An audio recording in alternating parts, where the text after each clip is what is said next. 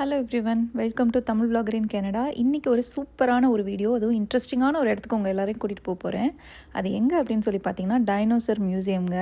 இந்த மியூசியமில் அப்படி என்ன ஸ்பெஷல்னு சொல்லி பார்த்தீங்க அப்படின்னா, உங்களுக்கு யாருக்காவது முன்னாடி, அதாவது மனிதர்கள்லாம் உருவாகிறதுக்கு முன்னாடி பூமி எப்படி இருந்தது, இந்த டைனோசர்ஸ்லாம் எப்படி வாழ்ந்தது, எப்படி அழிஞ்சது அப்படிலாம் பார்க்கணும், அதுவும் அந்த மாதிரி படிகங்கள் கிடைக்கிற இடத்துக்கே போய் பார்க்கணும் அப்படின்னு நினச்சிங்க அப்படின்னா, இந்த மியூசியம் வந்து பெஸ்ட் சாய்ஸ். பிகாஸ் இந்த மியூசியமே எங்கே வச்சுருக்காங்க அப்படின்னு சொல்லி பார்த்தீங்கன்னா, நம்ம அங்கங்கே கேள்விப்படுவோமே, இங்கேருந்து டைனோசரஸ் எலும்பு கிடச்சிது, அங்கேருந்து அது கிடச்சிது இது கிடச்சிது, அந்த மாதிரி அந்த நம்ம டைனோசரஸ் மூவிலாம் பார்த்துருப்பீங்கல்ல, ஜுராசிக் பார்க் மூவி, அதில் காட்டுவாங்க இல்லையா, அந்த மாதிரி ஒரு இடத்துலையே தான் இந்த மியூசியம் இருக்குது. ஸோ இந்த மியூசியத்துக்கு வெளியில் தான் அந்த ட்ரையல் இருக்குது. நம்ம வந்து அங்கே போய் நேரடியாகவும் போய் பார்க்கலாம். அண்ட் மியூசியம்குள்ளேயும் நிறைய அந்த ஃபாசில்ஸ் வந்து எடுத்து வச்சுருக்காங்க. நம்ம எல்லா ஃபாசில்ஸையும் டச் அண்ட் ஃபீல் கூட பண்ணலாம். அதுக்கான ஆப்ஷன்ஸும் அங்கே வச்சுருப்பாங்க. இங்கே பாருங்கள், இதெல்லாம் டைனோசரோட கை.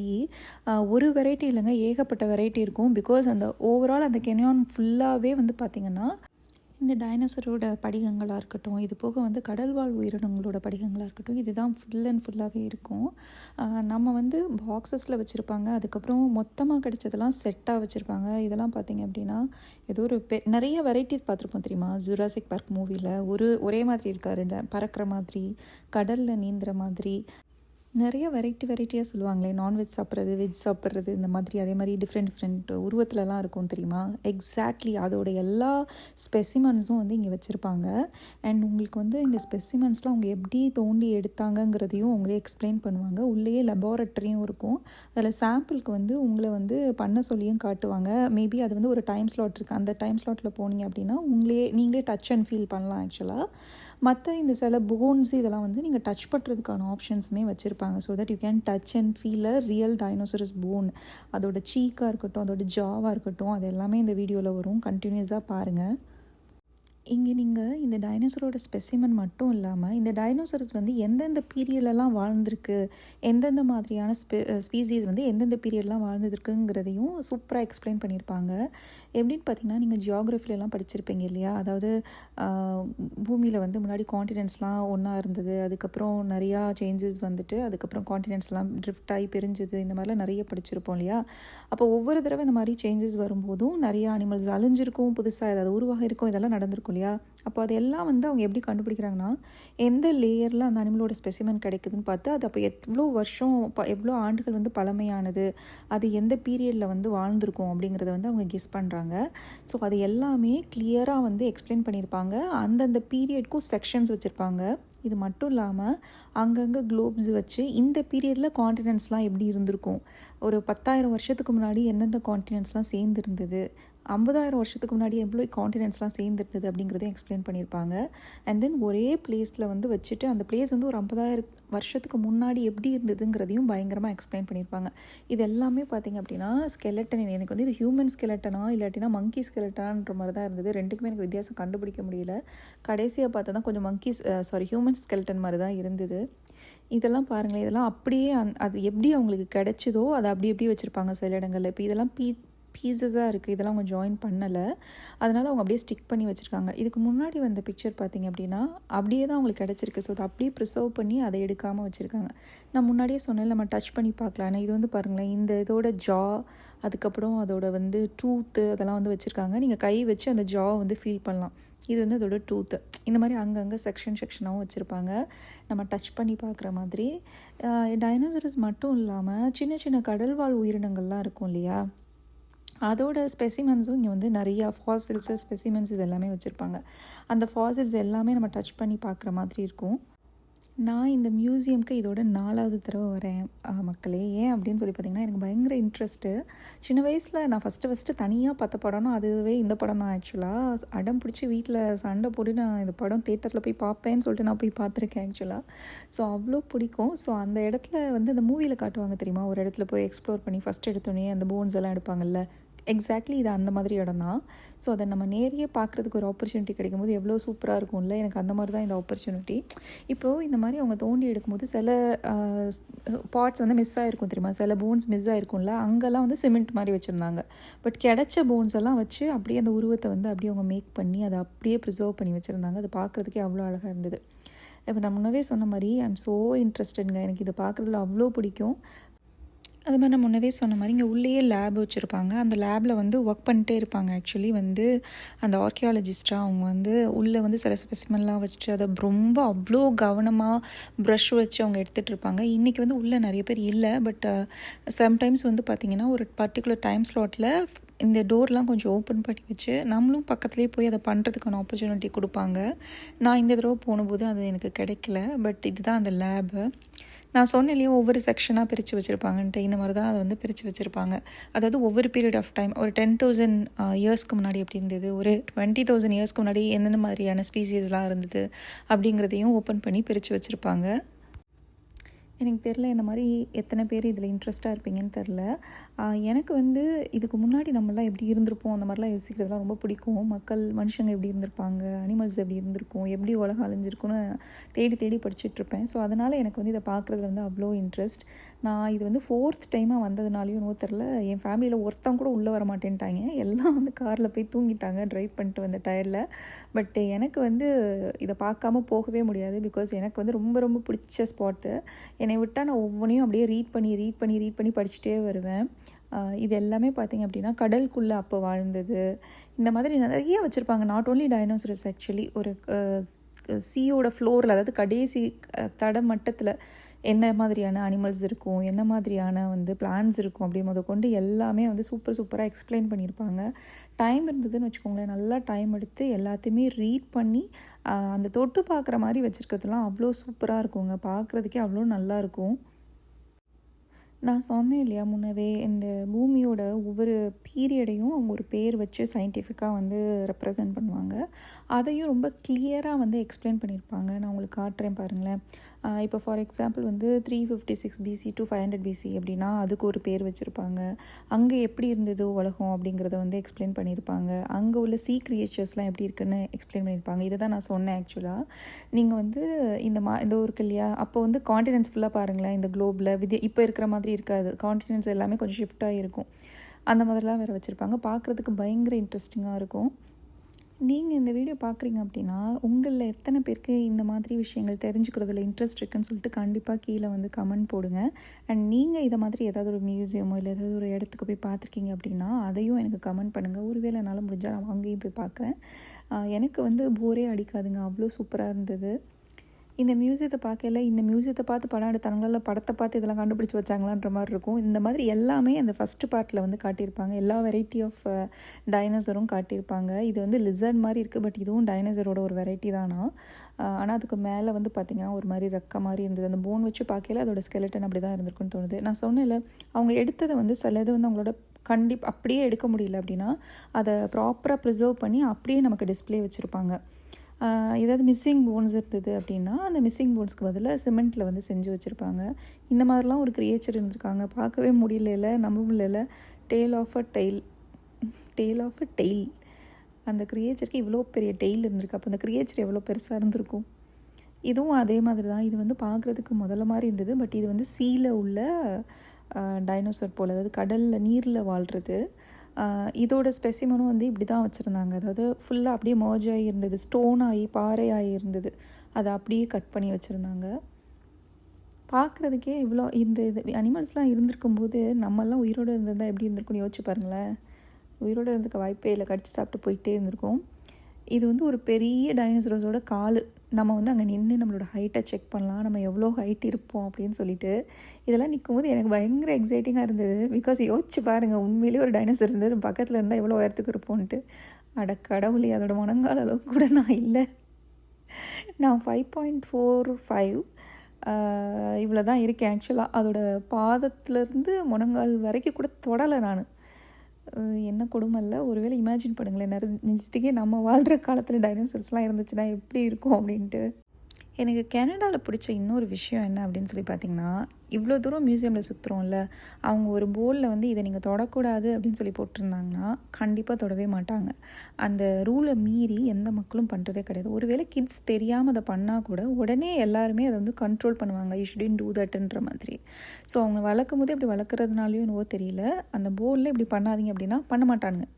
ஸோ அதனால தான் நினைக்கிறேன் எவ்வளோ நீட்டாக க்ளீனாக. நான் வந்து 2018 வந்து வந்தேங்க.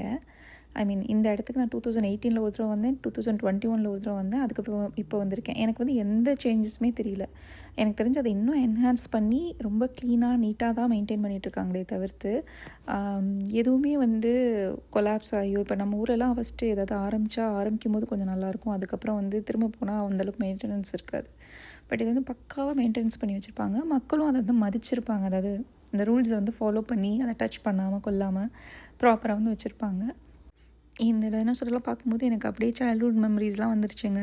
மூவியில் தான் ஃபஸ்ட்டு இது மாதிரிலாம் பார்க்கும்போது இப்படிலாம் உண்மையிலே அனிமல்ஸ் இருந்ததா இல்லை இவங்கெல்லாம் கதை சொல்கிறாங்களா ஓட்டுறாங்களா அப்படின்னு நான் நினச்சிருக்கேன். பட் இதை பார்க்கும்போது அப்படியே திரும்ப பேக் டு சைல்ட்ஹுட் வந்து போயாச்சு. ஆக்சுவலாக அந்த மூவி பார்த்த மெமரிஸ்லாம் எனக்கு வந்தது. இன்னும் குட்டி குட்டி க்ரியேச்சர்லாம் கூட இந்த ராக்கில் ஃபுல்லாக அப்படியே இருந்ததுங்க.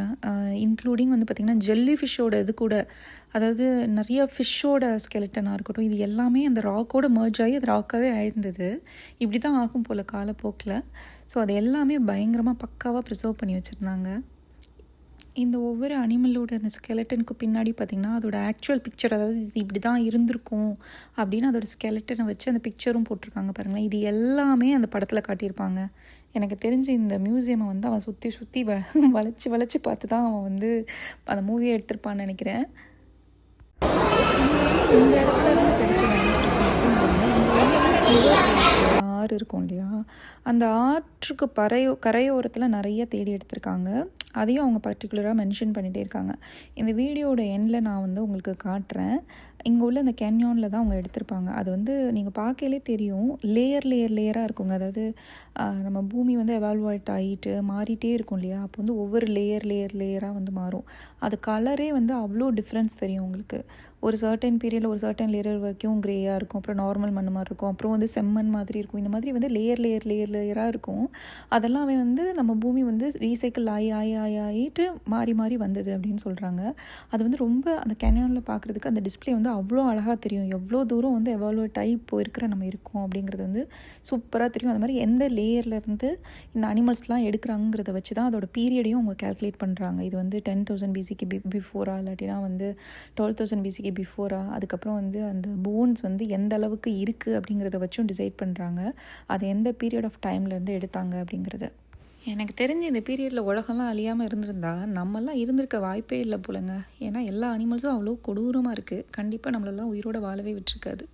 எனக்கு இதெல்லாம் பார்க்கல நம்மலாம் எப்படி பிறந்தோம், நம்மளாம் எப்படி வளர்ந்தோம், நம்மளாம் எப்படி உருவானோம் அப்படிங்கிறது தான் எனக்கு தோணிகிட்டே இருக்குது. ஆக்சுவலாக எப்போயுமே இதை பார்க்கல வந்து ஒரு ஆச்சரியம் இருந்துகிட்டே தான் இருக்கும். பிகாஸ் இந்த அனிமல் வந்து உலகம் ஃபுல்லாக இருந்ததுன்னா கொஞ்சம் இமேஜின் பண்ணி பாருங்களேன். ஏன்னா இந்தியாவில் கூட வந்து இதோட அந்த ஃபாசில்ஸ்லாம் கிடச்சி இப்போ எடுக்கிறாங்க.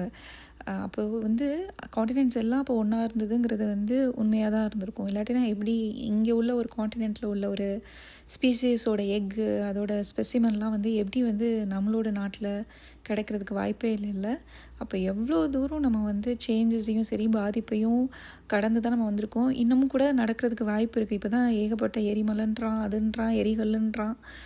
ஏதாவது வந்து விழுந்துச்சுன்னா அவ்வளோதான். அதுக்கு இடையில நம்ம எவ்வளோ சண்டை போட்டுட்டு எவ்வளோ பிரச்சனை பண்ணிவிட்டு எனக்கு அப்பப்போ தோணும். இப்போ எங்கள் வீட்டு சைட்லாம் வந்து of course it's not related to this video, but இந்த சொத்துக்கெலாம் சண்டை போட்டுட்ருப்பாங்க. எனக்கு அப்பப்போ தோணும், இந்த மாதிரிலாம் வந்து ஏதாவது ஒன்று வந்து ஒன்றுமே இல்லாமல் போயிடணும், அப்போ தான் இவங்களுக்குலாம் புத்தி வரும்னு தோணும். எனக்கு இதெல்லாம் பார்க்கல அப்படி தான் தோணும். Because it's all history, right? Like it's எல்லாம் முடிஞ்சு போச்சு. இதுங்கெல்லாம் எப்படி வாழ்ந்துருக்கோங்க, இல்லை எல்லாமே வந்து இட்ஸ் டன். அந்த இனமே இல்லாமல் போயிடுச்சு. நம்ம வந்து எவ்வளோ ஆடுறோம், இதெல்லாம் தெரிஞ்சுக்கிட்டே ஆடுறோம். ஹியூமனாக பிறந்துட்டு ஏதோ நம்ம தான் இந்த உலகத்துலேயே வந்து அப்படியே வாழ்ந்துகிட்டே இருக்க போகிற மாதிரி நினச்சிட்டு ஆடிட்டே இருக்கோம். எனக்கு இதை பார்க்கல அப்படி தான் தோணும். உங்களுக்குலாம் என்ன தோணுதுன்னு சொல்லி கமெண்ட் பண்ணுங்கள். ஐ mean be like wrong, but இது வந்து என்னோடய தாட்ஸ் தான். இந்த செக்ஷன் பார்த்திங்கன்னா கம்ப்ளீட்டாக வந்து சீ கிரியேச்சர் கூடது. இதுவும் டைனோசரஸ் வெரைட்டி தான், பட் ஆனால் கடலில் வாழ்கிறது. நம்ம வந்து பறக்கிறது பார்த்துட்டோம், ரோடுன்றேன் பூமியில் நடக்கிறது பார்த்துட்டோம். அண்ட் இது வந்து பார்த்திங்க அப்படின்னா சீயில் வாழ்கிறது. இதுவுமே அவ்வளோ ஜைஜான்டிக்காக இருந்ததுங்க, அவ்வளோ பெருசாக இருந்தது. கீழே உள்ளது பார்த்திங்கன்னா ஏதோ ஒரு அனிமலோட ஜஸ்ட் அ டெய்ல், வால், அதுவே அவ்வளோ நீளமாக இருக்குது. இதை பாருங்களேன், எவ்வளோ பார்க்குறதுக்கே பிரம்மாண்டமாக இருக்குது. இதோட டெய்ல் பாருங்கள். இது வந்து எப்படி இருந்திருக்கும் ஆக்சுவலாக அப்படிங்கிற பிக்சர்ஸும் வந்து அவங்க அங்கங்கே வச்சுருந்தாங்க. அண்ட் இப்போ காட்ட போகிறது வந்து என்னோடய ஃபேவரட். பிக்சர் எடுக்கிறதுக்கு சூப்பராக இருக்குங்க. ஆக்சுவலாக நிறையா வந்து ஷார்ட்ஸ் எடுத்திருக்கேன். இதுக்கு முன்னாடி இந்த மியூசியம் வரும்போதும் சரி, இவர் கூட இருந்து நான் செல்ஃபி எடுத்துப்பேன். ஏன்னா அவரோட ஹெட் வந்து கொஞ்சம் யூனிக்காக இருக்கும். அங்கே பாருங்களேன், ஹெட்க்கு மேலே இப்போ உள்ள இந்த ரைனோசரஸ் இருக்கும் தெரியுமா, ஒரு கொம்பு இருக்கும், ஒரு கொம்பு மட்டும் இருக்கும். ஆனால் இதுக்கு பார்த்திங்கன்னா 2 கொம்பு இருக்கும். இது வந்து டைனோசரஸா இல்லை ரைனோசரஸ்லேயே பெரிய விதமான அனிமலான்னு தெரியாது, அந்த மாதிரி இருக்கும். ஆக்சுவலாக ரொம்ப டிஃப்ரெண்ட்டான ஹெட்டோடு உள்ள ஒரு டைனோசரஸ். ஆக்சுவலாக இது மாதிரிலாம் நான் பார்த்ததே கிடையாது. இவராவது 2 கொம்போடு இருக்கார் இல்லையா. அடுத்து ஒன்று காட்டுறேன் பாருங்கள். டிஃப்ரெண்ட் ஹெட்டாக இருக்கும். ஆக்சுவலாக அது வந்து கிட்டத்தட்ட இப்போ உள்ள இந்த ரைனோசரஸ் மாதிரியே இருக்குங்க ஆக்சுவலாக. ஆனால் பாடிலாம் பார்த்திங்க அப்படின்னா டைனோசரஸ் பாடி மாதிரி இருக்கும். ஆனால் ரைனோசரஸ்க்குள்ளே இந்த ஒரு கொம்பு மட்டும் இருக்கும் தெரியுமா, அதோட ஹெட்டில் நீங்கள் பார்த்துருப்பீங்க கண்டிப்பாக அந்த அனிமல். அந்த மாதிரி இருக்கும். ஒரே ஒரு வந்து பெரிய கொம்பு, இதோ இது தான் நான் சொன்னேன். இதுக்கு பாருங்களேன், மூக்கு மாதிரி ஒரு பெரிய கொம்பு இருக்குது, அண்ட் நெத்தியில் ஒரு கொம்பு இருக்குது.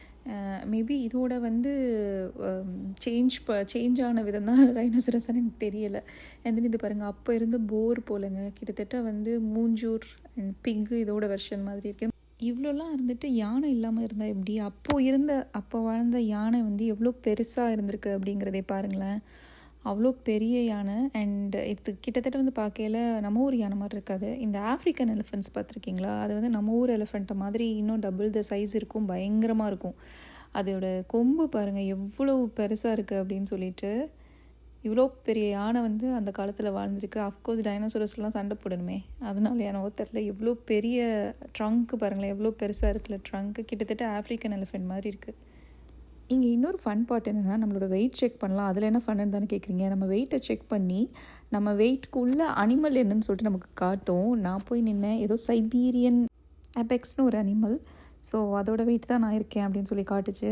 அப்படின்னா என் வெயிட் என்ன நீங்களே கேல்குலேட் பண்ணிக்கோங்க. அது பார்க்குறதுக்கு இந்த வரையாடா அந்த மாதிரி இருந்தது. மேபி சைபீரியாவில் தான் இருக்கும்னு நினைக்கிறேன். இதுதான் நான் சொன்ன கேன்யானுங்க. ஆக்சுவலாக உங்களுக்கு பார்த்தா தெரிஞ்சுக்கும். இன்னும் உள்ளே இறங்கி டீப்பாக நடந்து போகலாம். உங்களுக்கு இங்கேருந்து பார்த்தாலே தெரியும், அங்கே நிறைய பேர் நடந்து போயிட்டுருக்காங்க இல்லையா, அதுதான் அந்த கேன்யான். இதுக்குள்ளே இருந்து தான் கொஞ்சம் கொஞ்சமாக தோண்டி எடுத்துகிட்ருக்காங்க. Still they are rescuing lot of things. ஆக்சுவலாக இன்னும் அங்கேருந்து வந்து ஆர்கியாலஜிஸ்ட் வந்து தேடி எடுத்துகிட்டே தான் இருக்காங்க. இந்த டைனோசரஸோட ஃபாசில்ஸாக இருக்கட்டும், மற்ற ஸ்பீஷீஸோட ஃபாசில்ஸாக இருக்கட்டும், அதெல்லாம் தேடி எடுத்துகிட்ருக்காங்க. If you have a time, நீங்கள் இங்கெல்லாம் வரீங்க அப்படின்னா கண்டிப்பாக உள்ளே இறங்கி போய் எக்ஸ்ப்ளோர் பண்ணுங்கள். எங்களால் டயர்டாக இருந்ததுனால நான் உள்ளே போகல ஆக்சுவலாக. பட் ரியலி உள்ளே போனால் ரொம்ப நைஸாக இருக்கும். உங்களுக்கே நீங்களே எடுக்கலாம். ஆக்சுவலாக அந்த ஸ்பெசிமென்லாம் வந்து உங்களுக்கே கண்ணில் பட்டுச்சு அப்படின்னா நீங்களே எடுத்து பார்க்கலாம்.